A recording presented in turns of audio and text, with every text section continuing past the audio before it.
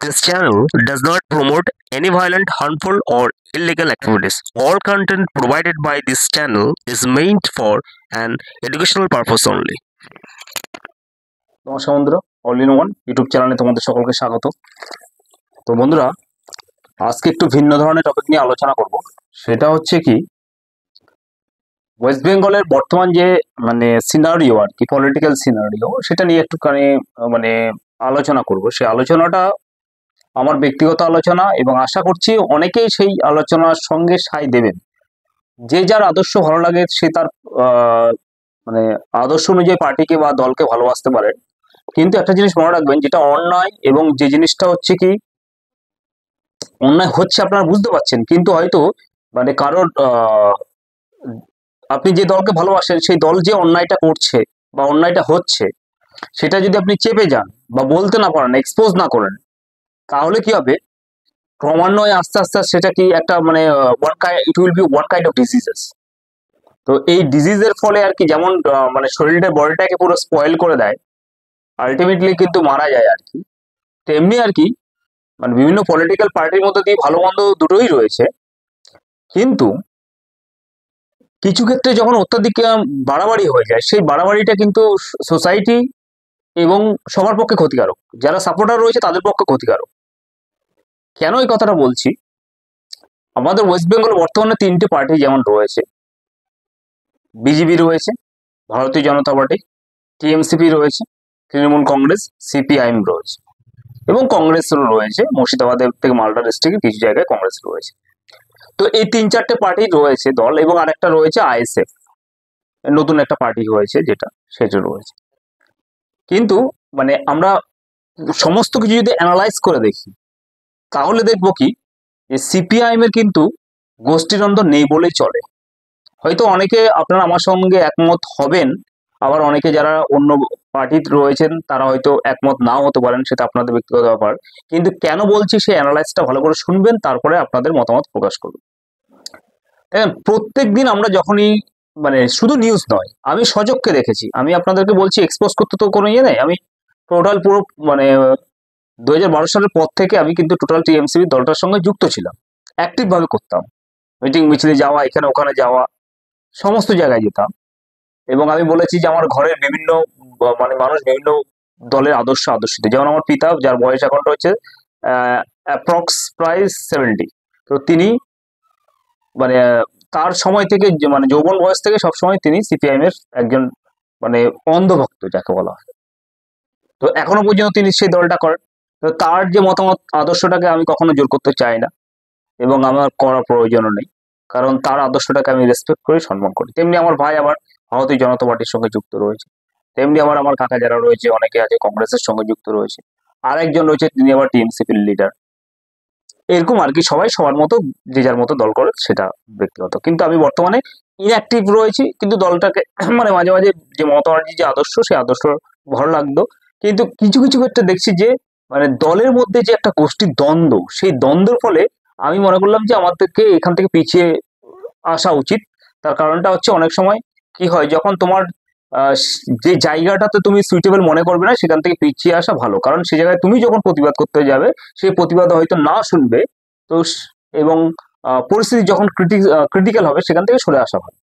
তো যাই হোক, আমি রয়েছি, আর অতটা অ্যাক্টিভ নেই। এইবার আমি একটা বলে রাখি, আমি আমার ছোটবেলা থেকে দেখে আসছি, যেহেতু আমার বাবা এই সিপিএম দলটা করতো, এখনো করে, সেক্ষেত্রে আমি দেখে আসছি যে তার যে মিটিং মিছিলে যেত বা সমস্ত কিছু ক্ষেত্রে যেত, আমি আমার যখন দল, আমার টিএমসির ক্ষেত্রে মিটিং মিছিলে যেতাম, বা সবকিছু অ্যানালাইজ আমরা বাড়িতে করি অনেক সময় যখন পাই, স্পেয়ার টাইমটা আর কি, তখন সেক্ষেত্রে আমরা দেখি কি, যে এখন যে চারদিকে বন্ধুরা,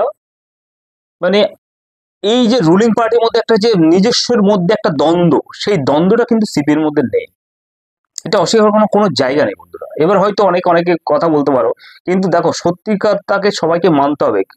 এই সত্য যদি না মানা হয়, তাহলে কি হবে, আমি বলেছি, রোগের মতো দেহ আস্তে আস্তে নষ্ট হয়ে যাবে। তেমনি ভালো করে দেখবে, পবিত্র রমজান মাস গেছে 1 মাস ধরে, এবং খুশির দিন, ঈদের দিন গতকালকে গেছে।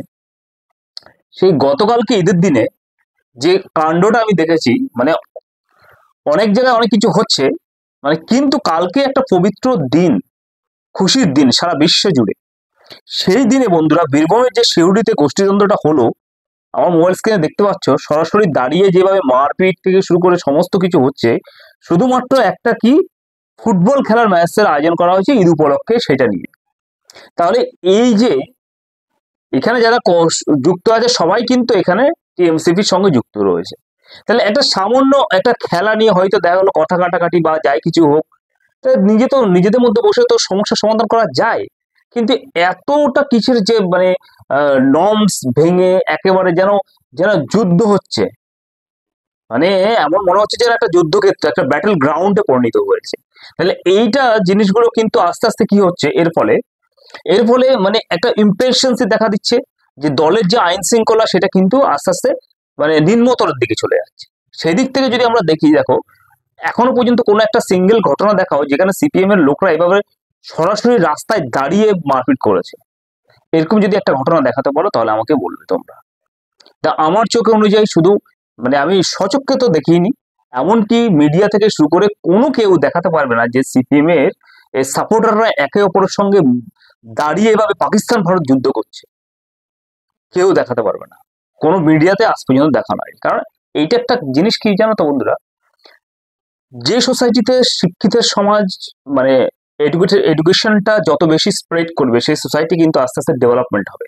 একটা জিনিস সেটা মানতে হবে, যেখানে শিক্ষিতের হার বেশি থাকবে সেখানে কিন্তু মারপিটটা হবে না, হয়তো অল্টারনেশন একটা হতে পারে, যুক্তিতর্ক হতে পারে, আর্গুমেন্ট হতে পারে, আর্গুমেন্টটা হয়তো তার মধ্যে দিয়ে একে অপরকে বুঝিয়ে দিতে পারবে, অথবা কারো মিস্টেক হলে সেটা ধরে নেয়।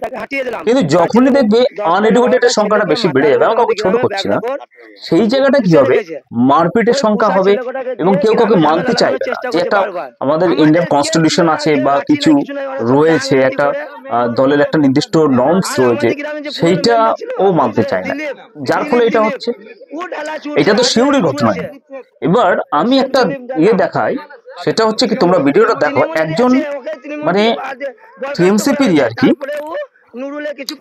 সে আমার পঞ্চায়েতের তোমার একজন সভাপতি, অঞ্চল সভাপতি আর কি। তো পঞ্চায়েতের অঞ্চল সভাপতি, তার বাড়ি হচ্ছে বীরভূমের লাভপুরের যে অঞ্চল সভাপতি আর কি, তার নাম হচ্ছে সাহিল কাজী। তো তাকে নাকি স্থানীয় দুষ্কৃতীরা হুমকি দিচ্ছে যে তাকে বোম মেরে উড়িয়ে দেওয়া হবে বা নানান কিছু হুমকি, প্রাণনাশের হুমকি দেওয়া হচ্ছে। তো সে কি বলেছে বা তাকে কি ধরনের হুমকি দেওয়া হচ্ছে, সে তার বক্তব্যটাও শোনাবো আমার ভিডিওতে। এবং সে তাকে একটা পুলিশ প্রোটেকশন দেওয়া হয়েছে, একজন মানে দেহরক্ষী যাকে বলা হয়। তো সেও তবুও ভয় পাচ্ছে, সে এসপি থেকে শুরু করে সমস্ত প্রশাসনের কাছে দ্বারস্থ হয়েছে, বারবার যায়, তাকে বারবার হুমকি দেয়, এভাবে চলতে থাকে। কারণটা কি, তিনি নাকি এরকম লোকাল তোলা থেকে শুরু করে যাবতীয় সমস্ত কিছুতে মানে বাধা সৃষ্টি করছেন এই যে ভদ্রলোক আর কি অঞ্চল সভাপতি, তাই জন্য তার উপরে এভাবে প্রাণনাশের হুমকি আসছে। তাহলে বন্ধুরা এবার ভাবো, একটা রুলিং পার্টির যদি এইভাবে সদস্যকে যদি প্রাণনাশের হুমকি দেওয়া হয় এবং সে প্রাণ ভয়ে ছুটে বেড়াচ্ছে, প্রশাসনের দ্বারে দ্বারে ঘুরে বেড়াচ্ছে, তাহলে সাধারণ মানুষ থেকে শুরু করে অপোজিশন যারা রয়েছে তারা কি করবে, তাদের কথা বাদই দিলাম। কিন্তু যে রুলিং পার্টি, আমি ওই দলটা করি, তো সেক্ষেত্রে সেই জায়গায় যদি আমি এটাকে চাপা দিয়ে রাখি তাহলে কি হবে, ওই যে চাপা দিতে দিতে আমি বললাম যে রোগ পুরো দিয়ে মানে বডিটা পচে যাবে, সেরকম পচে যাওয়ার মতো কিন্তু অবস্থা সৃষ্টি হচ্ছে বন্ধুরা। এতে করে কি হবে, কেউ কিন্তু তার এর পরে কিন্তু এই দলটা করতেই ভয় পাবে। তার কারণটা কি, যে যদি এই দলে থেকে যদি আমার কোনো নিজের সিকিউরিটি না থাকে তাহলে আমার দলটা করবো কি। অ্যাজ ফর এক্সাম্পল দেখো বন্ধুরা, মালদাতে যে সমস্ত ঘটনাগুলো ঘটেছে, কোনো সময় যে ব্লক সভাপতি, অঞ্চল সভাপতি অনেক মানুষকে রুলিং অবস্থায়, এবং নৈহাটি ভাটপাড়া মানে থেকে শুরু করে কলকাতা পানিহাটি পৌরসভায় সমস্ত জায়গায় যে রুলিং পার্টি কর্মীদেরকে খুন হতে হচ্ছে। তার কারণটা কি বন্ধুরা, হয়তো জিনিসটা বললে আমাদের যে যারা টিএমসিপি কর্মী রয়েছে বা সাপোর্টার রয়েছে তারা হয়তো এটা নেগেটিভলি হয়তো নিতে পারে তোমরা, কিন্তু আমি বলছি ভালো করে ডিপলি এটা জিনিসটা ভাবো। ডিপলি জিনিসটা ভাবার জন্য এই কারণেই বলছি, কারণ আজকে যদি মানে আমি একটা দল করলাম, সেইখানে যদি আমাকে প্রাণনাশের দিকে যেতে হয়, তাহলে সেই ক্ষেত্রে মানে কি করবে, সবাই তো ভয়ে ঢুকে থাকবে, মানে ফ্ল্যাগ লাগাতেও বেরোবে না, এমন পরিস্থিতি হবে। মানে এই যে গোষ্ঠী কন্ট্রোলটা, সেই জিনিসটা কিন্তু থামানোর কোনো নাম বন্ধই নেই এবং থামাতে পারছে না। উপরের মহলে ডিকটেশন থাকলেও মানে সেই ডিকটেশনটা কেউ মানছে না, বা ডিরেকশন যেটা বলা হয় সেটা কেউ কিন্তু মানছে না। সিমিলারলি কিন্তু আমি তোমাদেরকে একটা কথা বলি, যেখানে সিপিএম এর একটা এমন একটা জায়গা দেখাও, হয়তো আমি বলবো অনেকে মানে আমার যারা টিএমসি সাপোর্টাররা রয়েছে, বা মানে আমার যারা দলের যারা রয়েছে টিএমসি, তারা হয়তো অনেকে বলবে যে আমি সিপিএম এর কথা বলছি। কোনো কথা নয়, সত্য বাস্তবটাকে কিন্তু তুলে ধরতে হবে বন্ধুরা। তার কারণটা হচ্ছে, যদি বাস্তব সত্যটাকে তুলে না ধরি, তাহলে আমি বললাম যে ওই ডিজিজের মতো হয়ে কিন্তু দেহটা আস্তে আস্তে নষ্ট হয়ে যায়। তো এই ক্ষেত্রে একটা কথা বলবো, এই যে জিনিসটা, এইটা কিন্তু বন্ধ করার জন্য প্রত্যেকটা মানুষকে কিন্তু এগিয়ে আসতে হবে এবং মানতে হবে। কারণ একটা, আর সবথেকে বড় কথা হচ্ছে কি, আনএমপ্লয়মেন্ট প্রবলেমটাও কিন্তু অনেক ক্ষেত্রে দায়ী রয়েছে, এটা অস্বীকার করার কোনো জায়গা নেই। কারণ ওয়েস্ট বেঙ্গল বর্তমান যে আনএমপ্লয়মেন্ট প্রবলেমটা গভর্নমেন্ট সার্ভিস থেকে এবং নন গভর্নমেন্ট সার্ভিস, সেটা কিন্তু টিএমসিবির যারা কর্মীরাও রয়েছে তারা কিন্তু কেউই পায় না, অস্বীকার করার কোনো জায়গা নেই। মানে এইটা হয়তো অনেকে বলতে, কটা টিএমসিবি কর্মী যারা রয়েছে, সেক্ষেত্রে আমি নিজে মাস্টার ডিগ্রি এবং প্লাস হচ্ছে বিএড করে বসে রয়েছি। 2012 সাল থেকে কিন্তু 2025 সাল পর্যন্ত আপটো কোনো এসএসসি পিএসসি থেকে শুরু করে যে পরীক্ষাগুলো গভর্নমেন্টের, সেটা কিন্তু অনেক ক্ষেত্রে হয়, যার ফলে কি হচ্ছে, আনএমপ্লয়মেন্ট প্রবলেম বাড়ছে এবং এর ফলে নিজেদের মধ্যে একটা গোষ্ঠী দ্বন্দ্ব কোনো কিছু নিয়ে একটা হচ্ছে, সেটা কি নিয়ে হচ্ছে সেটা সবাই জানো। এবং এর ফলে এটা হচ্ছে মানে আউটকাম, এই আউটকামের ফলে কিন্তু মানে নিরপরাধ নিশ্চয় প্রাণগুলো চলে যাচ্ছে। আমি বললাম যে মারা যাচ্ছে তার এবার দোষ কি থাকলো, বা যে মারছে দোষ কি থাকলো না থাকলো, সেটার দিকে আমি যাচ্ছি না। ম্যাটারটা হচ্ছে নিজেদের মধ্যে যে ক্ল্যাশটা হচ্ছে, সেটা তো বাস্তব হচ্ছে। উপরের মহলে হয়তো কিছু লোক বলছে ও কিছু হয়নি, নিজেদের মধ্যে গোষ্ঠীতন্ত্র না, এটা বিরোধীদের চক্রান্ত, এই সমস্ত কিছু বলা হচ্ছে। এগুলো বলে কিন্তু মানে এইভাবে মানে শাক দিয়ে মাছ ঢাকা দেওয়ার চেষ্টা করলে কিন্তু হবে না। তাতে কি হচ্ছে, নিচুতলার কর্মীদের প্রাণ যাচ্ছে অজরে। এবং আমি আগেও বলেছি যে প্রত্যেকটা নিচুতলার কর্মী যারা ভাই বোনরা রয়েছে, সমস্ত দলে, সিপিএম, বিজেপি, টিএমসি, কংগ্রেস, যে দলেরই হোক, আইএসএফ, সবাইকে বলবো আপনারা একে অপরের সঙ্গে, সমস্ত নিচুতলার ভাই বোনরা একে অপরের সঙ্গে যে দলেরই হোক, ভ্রাতৃত্ববোধটা বজায় রাখেন। নিজ উঁচুতলার কোনো নেতাদের কোনো উস্কানিমূলক মন্তব্য বক্তব্যে আপনারা পা দেবেন না, কারণ কোর্ট কিন্তু কাউকে ছেড়ে কথা বলবে না। কারণ ল অ্যাডমিনিস্ট্রেশন কিন্তু আছে এখনো পর্যন্ত ভারতবর্ষ তথা আমাদের ওয়েস্ট বেঙ্গলে, এটা কিন্তু উঠে যায়নি। জুডিশিয়ারি, অ্যাডমিনিস্ট্রেটিভ এবং লেজিসলেটিভ, এই তিনটে অনুযায়ী যেমন চলে সংবিধান, কনস্টিটিউশনটা। তো সেক্ষেত্রে জুডিশিয়ারি ক্ষেত্রে এখনো মানুষ বিচার পাওয়ার আশা রাখে এবং পায়, চার্জরা রয়েছে এখনো পর্যন্ত। না হলে কিন্তু এইভাবে কেউ বিচার পেত না। তাই জন্য এই যে অনেক, আমার একটা ভিডিও দেখেছো যে লাইফ টাইম ইমপ্রেজনমেন্ট হয়েছে অনেকের ক্ষেত্রে, একজন কাউন্সিলরও তারও লাইফ টাইম হয়েছে। তো এই ক্ষেত্রে এই যে যারা লাইফ টাইম ইমপ্রেজনমেন্ট হয়েছে, তাদেরকে কেউ দেখবে না বন্ধুরা, কোনো নেতা উপরতলা কেউ দেখবে না। ওরা ও খালাস, এই যে সামনে আবার 2026 সালে ভোট আসছে, ওরা আবার নতুন করে নতুন মুরগি খুঁজে বেড়াবে, নতুন কর্মী যারা রয়েছে তাদেরকে, বা অন্য দল থেকে যারা আসবে তাদেরকে নেবে, নিয়ে তাদেরকে দিয়ে ফ্ল্যাগ লাগাবে, আবার ভোট বৈতরণী ওভার করবে। আর যারা পুরনো কর্মী যারা, তারা জেলে পৌঁছে মরবে, কোনো আসবে না, তার পরিবারটা শেষ হয়ে যাবে, সে ধ্বংস হয়ে যাবে। আজ পর্যন্ত কোনো পলিটিক্যাল পার্টি কেউ কাউকে কিছু দিতে হবে না। আমি বলে দিয়েছি, বলেছিলাম যে আপনাকে যদি অফিসার হতে হয়, ডাব্লিউবিসিএস মানে এ গ্রেড, বি গ্রেড বা ডিএসপি হতে হয়, বা ডাব্লিউবিসিএস এ গ্রেডের অফিসার হতে হয়। অন্যদিকে হচ্ছে ইউপিএসসি ক্র্যাক করার মধ্যে দিয়ে আপনার আইপিএস, আইএস এবং আইআরএস, হ্যাঁ আইএফএস, এগুলো হতে হয়, তাহলে আপনাকে পড়াশোনা করেই হতে হবে। না হলে বড় জোর হলে গেলে পার্টি আপনাকে, এখন তো ইন্টারনেটের যুগ, এখন করাপশন করার সুযোগ নেই, বড় জোর হলে পার্টি আপনাকে একটা মানে অস্থায়ী কোন একটা কাজ দেবে। আর পার্টির লোকদেরকে, পার্টি মানে কর্মীদেরকে পার্টিরা কোনোদিন কাজ দেয় না, চাকরি দেয় না স্থায়ী। কারণ ওকে যদি স্থায়ী চাকরি দেওয়া হয়, তাহলে তো ওই ছেলেটা আর ফ্ল্যাগ ধরার লোক পাবে না। এটা নিয়ম, আপনারা মানে ভালো করে দেখুন। আজ পর্যন্ত যদি এই 2000 মানে কেউ পেয়ে থাকে, তাহলে আমাকে বলবেন যে স্থায়ী একেবারে পার্মানেন্ট কোনো চাকরি পেয়েছে। অর্থাৎ আমি হয়তো দেখা গেলো অমুক জায়গায় একটা প্রজেক্টের কাজ হচ্ছে, সেখান থেকে আমি একটু ভাগ বাটোয়ারা খাবো বলে আমি আবার আমার নিজেদের গোষ্ঠীর মধ্যে দ্বন্দ্ব করে একটা মানে অশান্তি করলাম, করে একটা প্রাণ চলে গেল। সেই প্রাণের মূল্য কিন্তু কোনো নেতা কর্মী কেউ দেবে না, নেতারা দেবে না। নেতারা কর্মীদেরকে কাজে লাগায়, তাদের লাইফটা শেষ করে দেয়, তাদের সমস্ত কিছু শেষ করে দেয়।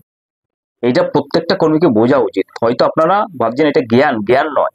আমি যে ঘরে ছিলাম সেই ঘরে সংসার করেছি, এবং শুধু আমি নয়, আমার পরিবারের মধ্যে বিভিন্ন পলিটিক্যাল দলের, রাজনৈতিক দলের লোকেরা রয়েছে, তারাও কি পেয়েছে না পেয়েছে এবং কি হচ্ছে না হচ্ছে আমি সমস্ত কিছু তাদেরকে অবজার্ভ করে এই ভিডিওটা মূলত সমস্ত কর্মীদের সচেতনতার জন্য করা। কোনো দল, প্রত্যেকটা দল শুধুমাত্র কর্মীদেরকে ইউজ অ্যান্ড থ্রো এই জিনিসটার ক্ষেত্রে কাজে লাগায়, তাছাড়া আর কিচ্ছু না।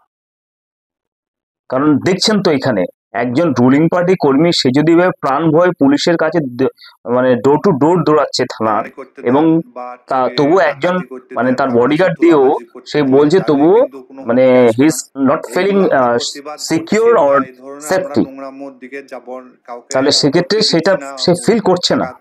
যে কোনো সময় তার সাথে একটা অঘটন ঘটে যেতে পারে, যেটা হচ্ছে, সে কেন ফিল করবে? এর আগে মালদায় আমরা দেখেছি সমস্ত জায়গায় কত ভালো বড় বড় বড় ভাবের সমস্ত নেতাগুলো, তাদের লাইফের কোনো সেফটি নেই, মানে ধুমধারাক্কা সমস্ত কিছু চলছে। তাই জন্য আমি বলবো সব কর্মীদেরকে আপনারা একে অপরের সঙ্গে কোনো অশান্তি করবেন না। একদম সামনে 2026 সালে ভোট আসছে, কোনো মায়ের কোল যাতে ফাঁকা না হয়, খালি না হয়। সমস্ত কর্মীরা চাইলে কিন্তু এটা পারবে, কারণ সাধারণ মানুষ তো কোনোদিন ঝামেলা জড়াবে না, একমাত্র ঝামেলা জড়ায় কারা? কর্মীরা। প্রত্যেকটা দল, রাজনৈতিক দলের নিচু তলার কর্মীরা একেবারে তাদেরকে নেতারা উস্কিয়ে দেয়, এবং আপনারা একে অপরের বাড়ি ঘর ভাঙচুর করেন। লাভটা কি হলো? আপনি হয়তো আজকে কারোর বাড়ি ঘর ভাঙচুর করছেন, ক্ষমতা রাজনৈতিক কোনো চিরস্থায়ী হতে পারে না। সিপিএম 34 বছর ক্ষমতা ছিল, সে ক্ষমতা হারিয়ে গেছে। এখন আমাদের যে রুলিং পার্টি আছে, সেও একদিন ক্ষমতা হারাবে, কোনো দিন চিরস্থায়ী কিছু হয় না। কেন্দ্রীয় সরকারও আগে ছিল কংগ্রেস, সে হারিয়েছে, এখন বিজেপি এসছে, সেও একদিন ক্ষমতা হারাবে। কোনো দিন কিছু চিরস্থায়ী হয় না, আর আমাদের ওয়ার্ল্ড চিরস্থায়ী নয়, যে কোনো সময় এটা ডিস্ট্রয় হয়ে যাবে। এই যে উল্কাপাত না কি একটা হবে 2032 না কত সালে, এবং যে ক্লাইমেটিক চেঞ্জ হচ্ছে, গ্লোবাল ওয়ার্মিং এ হচ্ছে, তো ন্যাচারাল রিসোর্স ধ্বংস হচ্ছে, পপুলেশনটা বাড়ছে, এর ফলে কি করবে দেখবেন, আমরা হয়তো একে অপরের সঙ্গে মারামারি করছি, কিন্তু নেচার আমাদেরকে ডিস্ট্রয় করে দেবো, কারণ আমরা নেচারকে ডিস্ট্রয় করছি এখন, আর তার মানে আউটকামটা আমাদেরকে পেতে হবে, কিচ্ছু করার নেই। তাই জন্য একটাই বলবো, হাম্বেল রিকোয়েস্ট করবো সবার কাছে, নিচুতলা কর্মী যারা রয়েছে তারা কোনোদিন একে অপরের সঙ্গে মারপিট করবেন না, প্লিজ। একে অপরের কর্মীর মানে আমি আবেগে জিতলাম, অন্যজনের বাড়ি ঘর তো জ্বালিয়ে দিলাম, তাহলে সেই জিনিসটাও তো ঘুরে ফিরে আসতে পারে, তাহলে লাভটা কি হবে? ইকুয়াল হয়ে গেলে সেই আদতে কিন্তু কর্মীরাই কিন্তু বাড়ি ছাড়া হয়, এইটা। তাহলে কর্মীরা একে অপরের যদি ভ্রাতৃত্ববোধ বজায় রাখেন, তাহলে কেউ কারোর বাড়ি ছাড়া হবে না। আমার যে পার্টির এজেন্ডা আছে, সিপিএম এর একটা এজেন্ডা আছে, বিজেপির একটা এজেন্ডা আছে, টিএমসির একটা এজেন্ডা আছে, কংগ্রেসের আছে, আইএসএফ এর আছে, বা যে পার্টি আর কি আছে, তাদের এজেন্ডা নিয়ে আপনারা সাধারণত কমন ফোক, অর্থাৎ সাধারণত কমন যে পাবলিক আছে তাদের কাছে যাবেন ভোটের প্রচার করতে। সেই অনুযায়ী মানুষ যাকে ভালো লাগলে তাকে ভোট দেবে। কিন্তু ওই যে নেতা বলে দিল, আমি উস্কিয়ে গিয়ে অমুক অমুক জায়গায় অমুক পার্টির সাপোর্টার রয়েছে, তার বাড়িতে গিয়ে ধুমধাম করে অ্যাটাক করলাম, সেই গরিব মানুষকে তাকে সর্বশান্ত করে দিলাম। কিন্তু মনে রাখবেন, আল্লাহ, ঈশ্বর, ভগবান একজন আছে, সে কিন্তু আপনাকে কোনোদিন ক্ষমা করবে না। তার যে মানে যে গুনাহ আপনি করছেন বা পাপ আপনি করছেন, সেই ফল কিন্তু আপনাকে পেতে হবে। আপনার সন্তান সন্ততি যারা রয়েছে, হয়তো তাদের জন্য আপনি হয়তো কোনো কিছু মানে এদিক ওদিকে থেকে টাকা পয়সা ঝেড়ে মেরে কোনো কিছু করে যাচ্ছেন, কিন্তু এমন পরিস্থিতি হবে যে এমন সময় আসবে আপনার কোনো একটা রোগে ধরে যাবে, সেই রোগের ক্ষেত্রে আপনি একদম অসহায় হয়ে যাবেন, সর্বশান্ত হয়ে যাবেন, তখন আপনার পরিবারও সর্বশান্ত হয়ে যাবে। সেই মানে মৃত্যু শয্যায় বসে তখন হয়তো তো আপনারও মানে রিগ্রেটস হবে, অনুশোচনা হবে যে আমি যেটা করেছি ভুল, what I did it was wrong, not right. হ্যাঁ, হয়তো আবেগে পড়ে মানে তাড়িত হয়ে আজকে আমার ক্ষমতা রয়েছে, সেই ক্ষমতার বলে আবেগে পড়ে নেতাদের কথা শুনে একটা পরিবারের বাড়ি জ্বালিয়ে দিলাম, ঘর জ্বালিয়ে দিলাম। হ্যাঁ, সেক্ষেত্রে কিন্তু এই যে পাপ, সেই পাপের গড়া কিন্তু একদিন পূর্ণ হয়ে কিন্তু ভুগতে হয় মানুষকে। এবং সেই যে আপনি একটা মানে কোনো মানুষকে হয়তো কেউ হয়তো মারছে, ধরছে, বা তার সর্বশান্ত করে দিচ্ছে, অন্য মানুষের খাবার কেড়ে নিচ্ছে, তাহলে সেই মানুষটা মনে করবেন আপনি যে কাজটা করছেন অন্যায় বা পাপটা, দেখবেন রাত্রেবেলা ঘুমোতে গেলে আপনি ঠিকঠাক করে ঘুমোতে পারবেন না, মানে আপনার মাইন্ড কিন্তু আপনাকে সবসময় নক করবে, what you did a wrong thing, not right one. তো যেটা করেছো সেটা রং করেছো, তাই জন্য সেই বারবার আপনাকে মাইন্ড নক করবে যে যেটা করেছো ভুল করেছো। সেই রিগ্রেটসটাতে কিন্তু আপনি সারা জীবন অনুতাপ করে যাবেন, করতে আপনাকে হবেই একদিন। হয়তো আমার এই কথাটা হয়তো এখন জ্ঞান মনে হবে, কিন্তু দেখবেন আপনাকে মনে হবে, কারণ আমরা দেখেন মানুষ, মনুষ্য দেহ মাত্র এখন 60 বছর মানুষ বাঁচে না, যা মানে ক্লাইমেটিক চেঞ্জ হচ্ছে, গ্লোবাল ওয়ার্মিং হচ্ছে, পরিবেশ যেভাবে দূষণ হচ্ছে, 60 বছর বাঁচবে। আর খাবারে কিছুই নেই, সমস্ত সারে উৎপন্ন হচ্ছে। আর ভারতবর্ষের যে 142-43 কোটি লোক সংখ্যা, এই সার দিয়ে চাষ না করলে চাষ কিছু হবেই না। পরিবেশের টোটাল পুরো পরিবর্তন হয়ে গেছে, চেঞ্জ হয়ে গেছে। আমরা এখন হয়তো একে অপরকে মানে এই সমস্ত রাজনীতিকের দিক বা বিভিন্ন রকমের হিংসা করে মানুষকে ধ্বংস করছি একে অপরকে। দেখবেন এই সময়টা কিছুদিন পরে আসছে যে পরিবেশই আমাদেরকে ধ্বংস করে দেবে। দেখুন না, আমার কথা না মানলে প্রত্যেকটা যে সমস্ত সায়েন্টিফিকরা যে সমস্ত প্রেডিকশন করছে যে কি হতে চলেছে সামনে, গ্রহাণু থেকে শুরু করে বা উল্কাপাত থেকে শুরু করে সুনামি থেকে শুরু করে ভূমিকম্প, এই যে কিছুদিন আগে মায়ানমার থেকে হংকং সমস্ত জায়গায় যেভাবে ডিস্ট্রাকটিভ ভূমিকম্প হয়েছে, আজকে সেখানে শয়ে শয়ে মানুষ মারা গেছে। তো আমরাই আমাদের প্রাণটা চুনোপুটির মতো, যেটা ধ্বংস করতে উপরওয়ালা বলুন, আল্লাহ বলুন, খোদা বলুন, ভগবান বলুন, জেসাস ক্রাইস্ট বলুন, হ্যাঁ, যে কোনো ধর্মে একটা সময় লাগবে। নেচার আমাদেরকে ছেড়ে কথা বলবে না, কারণ আমরা নেচারকে ধ্বংস করে দিচ্ছি। তো সুতরাং বলবো আমি এইটুকুনি বলার যে আমি তো সমস্ত দল দেখেছি, নিজের দলটাও দেখছি টিএমসিপি কে, কিন্তু এই সিপিএম এর মধ্যে একটা নিয়ম শৃঙ্খলা রয়েছে। তারা কিন্তু গোষ্ঠীদ্বন্দ্ব একে অপরে করে না, মানে কর্মীদের মধ্যে একে অপরকে মারছে না। সেটা আমার ব্যক্তিগত মতামত, কিন্তু আমি দেখিনি। এবং যেহেতু আমি আমার নিজের বাবার যে দলটাকে অ্যানালাইজ করি মাঝে মাঝে করে, সেটা বলছি, আমার ভাইয়ের দলটাকেও অ্যানালাইজ করি, তাদের মধ্যে গোষ্ঠীদ্বন্দ্ব কম রয়েছে। কিন্তু এখন বর্তমানে যে রয়েছে, যে আমাকে তাদের কাছ থেকে কথা শুনতে হয় যে এরকম দেখছিস তোর দলের মধ্যে এরকম ঝামেলা হচ্ছে, একে অপরকে মারছে। সেই জন্যই আমার এই প্রতিবেদনটা তুলে ধরা। আপনাদের আশা করছি প্রতিবেদনটা কেমন লাগলো, এবং নিজস্ব আপনাদের ব্যক্তিগত কমেন্টস গুলো জানাবেন, এবং যদি কোনো আপনাদের কাছে তথ্য বা ইনফরমেশন থাকে সেটাও জানাবেন। আশা করি। ধন্যবাদ সঙ্গে থাকার জন্য।